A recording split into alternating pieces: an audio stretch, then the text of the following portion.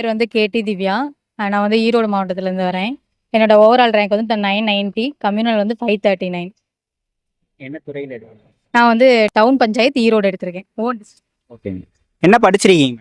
நான் வந்து +2 தான் படிச்சிருக்கேன். ஆமா. எப்போ ப்ளஸ் டூ முடிச்சிங்க மேம்? எந்த ஆண்டு?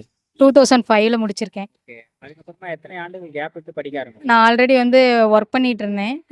அதெல்லாம் விட்டுட்டு ஒரு 10 வருஷம் கழிச்சு படிக்க ஆரம்பிச்சேன். ஆனா அவ்வளவு படிக்க முடியல. 2021லேருந்து ஸ்டார்ட் பண்ணேன். 5 ஆண்டுகள் ஆயிருக்கு. ஓகேங்க. இப்போ ஒரு 10 ஆண்டுகள் கழிச்சு புத்தகத்தை எடுத்து வச்சு படிக்கணும்னு வைங்களேன், படிக்கவே முடியாது. அது ஒரு ஐயோ டஃப்பாக இருக்கும். படிக்கிற மைண்ட் செட்டே வராது. எப்படி அதை வந்து ஓவர் கம் பண்ணி படிச்சீங்க? ஆக்சுவலி எனக்கு படிக்கிறது ரொம்ப பிடிக்கும். சின்ன வயசுல வந்து அவ்வளவுக்கு படிக்க வைக்க முடியல. அப்பா இல்லாதனால வந்து 12த் வரைக்கும் தான் படிச்சேன் நானு. ஆனா படிக்கணும்னு ஆசை இருந்துச்சு. படிக்க வைக்க அந்த அந்த சிச்சுவேஷன் இல்லாதனால எப்ப இருந்தாலும் படிக்கணுன்றது. அதுக்கு வந்து என் ஹஸ்பண்ட் தான் வந்து முக்கிய காரணம். எப்படியாவது நீ படி, என்ன வேணாலும் படி அப்படின்னு சொன்னாரு. அவர் தான் டிஎன்பிஎஸ்சியே எனக்கு சொன்னது. அதனால நான் வந்து படிக்கணும்னு படிச்சது தான் இது. தமிழ் எந்த மாதிரி படிச்சீங்கன்றத சொல்லுங்க மேம். தமிழ் வந்து 6th to 12th வரைக்கும் நியூ புக்கு, ஓல்டு புக்கு, சிறப்பு தமிழ் எல்லாமே அட்டை டு அட்டை படிச்சது தான். அதர் சோர்ஸ் எதுவும் படிச்சீங்களா மேம்? நான் வந்து அதர் சோர்ஸ்லாம் படிக்கல. புக் சோர்ஸ் தான். எல்லாமே ஸ்கூல் புக் தான். மேக்ஸிமம் வந்து நான் நோட்ஸ் கூட வந்து நான் எடுக்க மாட்டேன். புக்ல இருக்கிற அந்த கன்டென்ட்லாம் பார்த்து, அந்த பிக்சர்ஸ்லாம் பார்த்து படிக்கும்போது தான் எனக்கு வந்து நம்ம இப்போ ஒரு கொஸ்டின் கேட்குறாங்க அப்படின்னா வந்து அது எங்கே இருக்குன்னா, அந்த அந்த பிக்சர் எனக்கு ஞாபகம் வந்துடுது. புக்ல படிச்சா தான் எனக்கு பிடிக்கும். அதனால நான் எதா இருந்தாலும் புக்ல தான். எல்லாமே ஏதாவது ஹிண்ட்ஸ் எழுதி வைக்கிறனாலும் புக்ல தான் இது பண்ணுவேன். கலைச்சொற்கள்லாம் எங்க? கலைச்சொற்கள் பார்த்தீங்கன்னா, அதே மாரி தான். நியூ புக்கு, ஓல்டு புக்கு, சிறப்பு தமிழ் எல்லாமே படிச்சது தான். மேக்ஸ் எந்த மாதிரி படிச்சீங்க? மேக்ஸ் வந்து எனக்கு சுத்தமா வராது. ஆனா, நான் வந்து மேக்ஸ் வந்து போன தடவ கவுன்சிலிங்லயே எனக்கு வந்திருந்துச்சு. ஆனா வந்து ஜாப் கிடைக்கல. எப்படியாவது மேக்ஸ் போணும்னு சொல்லிட்டு டெய்லி மேக்ஸ் வந்து 2 மணி நேரம் நான் பார்ப்பேன். அது நோட்டெல்லாம் வந்து எத்தன நோட்டு போச்சுன்னுலாம் தெரியாது. ஆனா வந்து நெறைய அதில ஹார்ட் ஒர்க் பண்ணது மேக்ஸுக்காக தான். அதனால தான் 20 போட முடிஞ்சுச்சு இந்த தடவ எனக்கு மேக்ஸ்ல. தமிழ்ல எவ்வளோ கேள்விகள் போட்டீங்க? தமிழ்ல வந்து 83 போட்டிருந்தேன். மொத்தமா எவ்வளோ கேள்வி? 155 கொஸ்டின் போட்டிருந்தேன். ஜிஎஸ் எந்த மாதிரி படிச்சீங்கன்னு சொல்லுங்க. ஜிஎஸ் வந்து ஃபர்ஸ்ட் வந்து பாலிட்டிக்கு வந்து ரொம்ப இம்பார்ட்டன்ட் குடுத்தேன். அடுத்து ஐஎன்எம், அதுக்கடுத்து வந்து யூனிட் 6 அந்த மாரி படிச்சது தான். இப்போ ஜிஎஸ்க்குமே நீங்கள் ஸ்கூல் புக்ஸ் தான் படிச்சீங்க? நான் ஃபுல்லாவே ஸ்கூல் புக்ஸ் தான். வேற எதுவுமே அவுட் சோர்ஸ் நான் படிக்கவே இல்ல. முக்கியமா வந்து ஃப்ரெண்ட்ஸுங்கலாம் நான் வந்து ஓன் ப்ரிப்பரேஷன் தான். நானா படிச்சது தான் எல்லாமே. டெஸ்ட் பேட்ச் மட்டும் நான் டேஃப்ல மட்டும் ஒரே ஒரு டெஸ்ட் பேட்ச் தான் போட்டேன். அது மட்டும் போட்டது. உங்களுடைய நோட்ஸு நீங்கள் எடுக்கலன்ட்டீங்க. ஓகேங்க. இப்போ பிஒய்க்குலாம் இருக்குல்ல ma'am, previous year question paper, அதெல்லாம் எப்படி அனலைஸ் பண்ணணும்? எப்படி பார்க்கணும்? அது பார்க்கறதால என்ன பெனிஃபிட்டுங்க மேம்? இப்ப கண்டிப்பா ப்ரீவியஸ் இயர் கொஸ்டின் வந்து நம்ம கண்டிப்பா பார்க்கணும். ஏன்னா, அதுலேருந்து கண்டிப்பா நம்மளுக்கு ஏதாவது கொஸ்டின்ஸ் வரும். அது வந்து நம்ம வந்து தேடி எடுத்து நான் டிஎன்பிஎஸ்சில போய் நம்ம ஒவ்வொன்னா வந்து அந்த வெப்சைட்லயே இருக்கும். இந்த இயருக்கு போட்டது அந்த எல்லாதுமே இருக்கும். அத வந்து நம்ம எடுத்து கலெக்ட் பண்ணி வச்சு, அதுலேருந்து நான் படிச்சது தான் ப்ரீவியஸ் இயர்லாம். அதே மாரி மேக்ஸும் அப்படிதான். ப்ரீவியஸ் இயர் கொஸ்டின பார்த்தாவே நம்ம 10 கொஸ்டின் தாராளமா போடலாம். அதே இதுலயே. நீங்க வந்து திருமணமானவங்க இல்லையா? அப்போ உங்களுக்கு நெறைய வேலைகள் இருக்கும். அந்த வேலைகள்லாம் பார்த்துட்டு எப்படி படிச்சீங்க மேம்? நான் வந்து எனக்கு 2 பொண்ணுங்க. நான் வந்து எங்க பொண்ணுங்க வந்து ஸ்கூலுக்கு போயிட்டாங்கன்னா, காலையில எல்லா வேலையும் முடிச்சுட்டு 10 மணிக்கெல்லாம் உட்காந்துருவேன். அவங்க வர்றது வந்து 4:30 மணி. அதனால சாப்பிட்றதுக்கு மட்டும் ஒரு 1/2 ஹவர் எடுத்துக்குவேன். 4 மணி வரைக்கும் வந்து புக்கு தான். அதுக்கப்புறம் வந்து ஒரு 2 மணி நேரம் வந்து அவங்க கூட ஸ்பெண்ட் பண்ணிட்டு, அவங்களும் படிக்க உட்காந்துருவாங்க. நானும் படிக்க உட்காந்துருவேன். அந்த மாரி படிச்சதுனால தான் இன்னைக்கு இங்க நிக்க முடியுது. ஓகேங்க. ஆ எக்ஸாம் ஹால்ல என்னென்ன மிஸ்டேக்ஸ்லாம் பண்ணக்கூடாது மேம்? எக்ஸாம் ஹால்ல வந்து என்ன மிஸ்டேக் பண்ணக்கூடாதுன்னா, நானே மிஸ்டேக் பண்ணியிருந்தேன் இந்த தடவ. எனக்கு 1 மார்க் வந்து பார்த்தீங்கன்னா, அதனால தான் போயிடுச்சு. நான் ஒரு 300 ரேங்க் தள்ளி வந்திருக்கேன்னா, எனக்கு அதான் காரணம். என்ன காரணம்னா, நான் வந்து மேக்ஸ்ல வந்து சம்ம போட்டு ஆன்ஸர்லாம் வந்து கரெக்ட்டா இது பண்ணிட்டேன். கண்டுபிடிச்சிட்டேன். ஆனா, நான் வந்து ஒரு பதட்டத்துல பிக்கு பதிலா சிய குறிச்சு வச்சுட்டேன். அதனால எனக்கு 1 மார்க் போயிருச்சு. அதுல நான் 300 மார்க் பின்னாடி வந்திருக்கேன். ஆமா 300 ரேங்க் வந்து நான் பின்னாடி வந்திருக்கேன். இல்லைன்னா நான் ஃபர்ஸ்ட் டே கவுன்சிலிங்கே போயிருப்பேன்.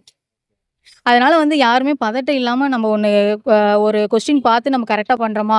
1 மட்டும் சரின்னு குடுத்துருக்காங்களா? இல்ல 2 சரின்னு குடுத்துருக்காங்களா? 1, 2 சரி இப்படிலாம் வந்து ஆப்ஷன் குடுப்பாங்க.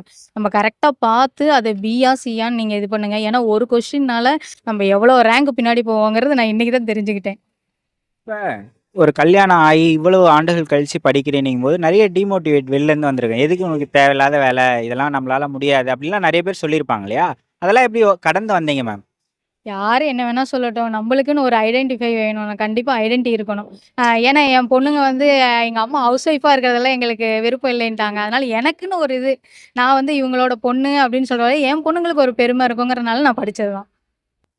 ஃபேமிலில ஹஸ்பண்ட், பொண்ணுங்க எல்லாரும் சப்போர்ட் பண்ணாங்க. அவங்க இல்லைன்னா நான் இன்னைக்கு இங்க நிக்கவே முடியாது. முக்கியமா என் பொண்ணுங்க தான். ஏன்னா வந்து அவங்க இல்லைன்னா சத்தியமா நின்றுக்க முடியாது. ஏன்னா நம்ப ஒரு வேலை செய்யணும் அப்டின்னா வந்து என் பொண்ணுங்களே "நாங்க பண்ணிக்கிறோம் மம்மி நீங்க போங்க" அப்படின்னு சொல்லிட்டு அவங்க வந்து என்கரேஜ் பண்ணவும் தான் நான் வந்து படிக்க முடிஞ்சுச்சு. குழந்தைங்க ஸ்கூல் படிக்கிறாங்கன்னா, அவங்களுக்கு சொல்லிக் குடுக்க வேண்டியதாக இருக்கும். அதையும் பண்ணிட்டு நீங்களும் படிச்சுக்கிட்டு எப்படி இருந்தீங்க மேம்? அ அது பார்த்தீங்கன்னா, எங்க பெரிய பொண்ணு வந்து 10த் போறாங்க இந்த தடவ. நான் என்னோட குறிக்கோள் என்னன்னா, என் பொண்ணுகிட்ட அடுத்தது நான் வந்து புக் எதுவும் கேட்கவே கூடாதுன்னு நான் இருந்தேன். ஏன்னா 6த்துலருந்து அவகிட்ட இருந்து புக்க கேட்க கேட்க எனக்கு கஷ்டமா இருந்துச்சு. என்னடா நம்ம பாப்பா கூடயே படிச்சுட்டு வரோம் அப்படிங்கிற மாரி ரொம்ப கஷ்டமா இருந்துச்சு. அவ 10த் போறா. கண்டிப்பா அவகிட்ட புக்கு மட்டும் வாங்கக்கூடாதுன்னு நான் நெனச்சேன். அ பெரிய பொண்ணு படிச்சுக்குவாங்க. ஆனா சின்ன பொண்ணு வந்து படிக்க தெரியாது. இருந்தாலும் அவங்களையும் பக்கத்துலயே உட்கார வச்சு, "நீ இத படின்னு" சொல்லிட்டு அதையும் படிச்சுட்டு என்னோடதையும் படிச்சுக்குவேன். அப்படிதான் படிச்சேன். இந்த ஒரு ப்ராசஸ், இந்த ஒரு பயணம் இருக்கு இல்லையா? அது ஒரு ஹெக்டிக்கான இல்ல ஒரு ப்ரெஷராவே இருக்கும். நமக்கு கிடைக்குமா? கிடைக்காதா? அந்த ஒரு மைண்ட் செட் வந்து ஒரு ப்ரெஷராவே இருக்கும் நம்மளுக்கு இந்த பயணம் ஃபுல்லாவே. அத எப்படி ஓவர் கம் பண்ணி அந்த ப்ரெஷரிலயும் படிச்சீங்க? நான் வந்து போன தடவ கவுன்சிலிங் பார்த்தீங்கன்னா, எனக்கு கிடைக்கல. உண்மையில நான் வந்து புக்கெல்லாம் மூடி வச்சுட்டு, அ இதுக்கு மேல டிஎன்பிஎஸ்சி வேண்டாம் அப்படிங்கிற மாரியே நானு இருந்துட்டேன். நான் ஒரு 1 மாசமா வந்து எடுக்கவே இல்ல புக்கெல்லாம். நம்ம வந்து அம்மாகிட்ட கோவிச்சுக்கிட்டா எப்படி வந்து மறுபடியும் அம்மா வீட்டுக்கு போய் தானே ஆவோம். அந்த மாரி தான் டிஎன்பிஎஸ்சி எனக்கு. மறுபடியும் வந்து நான் 1 மாசம் கழிச்சு புக்க எடுத்து வச்சு, எப்படியாவது ஒண்ணு படிச்சு ஆகணுங்கிற ஒரு முடிவு பண்ணிட்டோம்னா, கண்டிப்பா அதுலருந்து நம்ம பின்வாங்கக்கூடாதுங்கிறத நான் தெரிஞ்சுக்கிட்டேன். அதனால தான் படிச்சேன். நெறைய ஹவுஸ் ஒய்ஃப் படிக்கிறாங்க. அவங்களுக்கு என்ன ஆலோசனைகள் சொல்லுவீங்க? கண்டிப்பா படிங்க. ஹவுஸ் ஒய்ஃப் எல்லாரும் படிக்கணும். நம்பளுக்குன்னு ஒரு ஐடென்டி கண்டிப்பா வேணும். ஹவுஸ் ஒய்ஃபா மட்டும் நம்ம இருக்கணும். ஆனா இத விட படிச்சு நம்பளுக்குன்னு ஒரு இது இருக்கணும் கண்டிப்பா. நம்ம பிள்ளைங்க சொல்லும்போது அவங்க பெருமையா சொல்லிக்குவாங்க. ஏன்னா என் சின்ன பொண்ணெல்லாம் எல்லாத்துக்கிட்டயும் போய் சொல்லி வச்சிருக்கேன். எங்க அம்மா கவர்மெண்ட் வேலை வாங்கிட்டாங்க, கவர்மெண்ட் வேலை வாங்கிட்டாங்க. ஆனா கண்டிப்பா நம்ம அது வந்து நம்பளுக்கு ஒரு பெருமை தான். உண்மையாலுமே. கடந்த முறை உங்களுக்கு கவுன்சிலிங் வந்து கிடைக்கலன்னீங்க. இந்த முறை நெறைய பேருக்கு கவுன்சிலிங் வந்து கிடைக்காம போலாம். இப்போ 1 மார்க், 2 மார்க்ல மிஸ் பண்ணவங்க இருப்பாங்க. அவங்களுக்கான என்ன அறிவுரை சொல்லுவீங்க மேம்?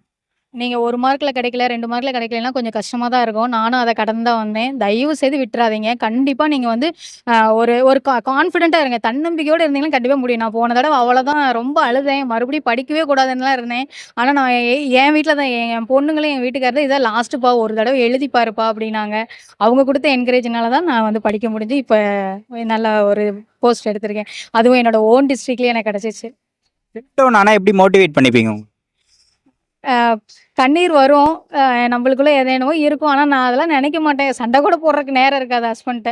ஏன்னா, சண்டை போட்டோம்னா அந்த நேரத்தில படிக்க முடியாது. அதனால வந்து அதெல்லாம் அடக்கிட்டு உட்காந்துக்கிறது தான். இல்லைன்னா கொஞ்சம் நேரம் ஒரு மெடிடேஷன் பண்ணிருங்க. யாரா இருந்தாலும். மெடிடேஷன் ஒரு 1/2 மணி நேரம் பண்ணிட்டு, நீங்க உங்களோட வேலைய பார்க்க ஆரம்பிச்சுருங்க.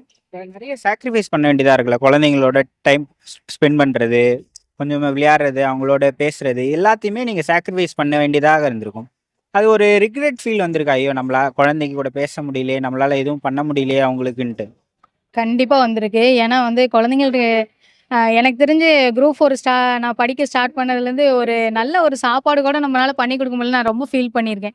ஏன்னா காலையில வச்ச குழம்பையே வச்சு ரொம்ப அட்ஜஸ்ட் பண்ணிக்கங்க. நைட்டுக்கும் அதுவே வச்சுருவேன். அந்த மாரிலாம் இருக்கு. நம்ம அதெல்லாம் கடந்து தான் வரணும். ஏதாவது சாக்ரிஃபைஸ் பண்ணணும்.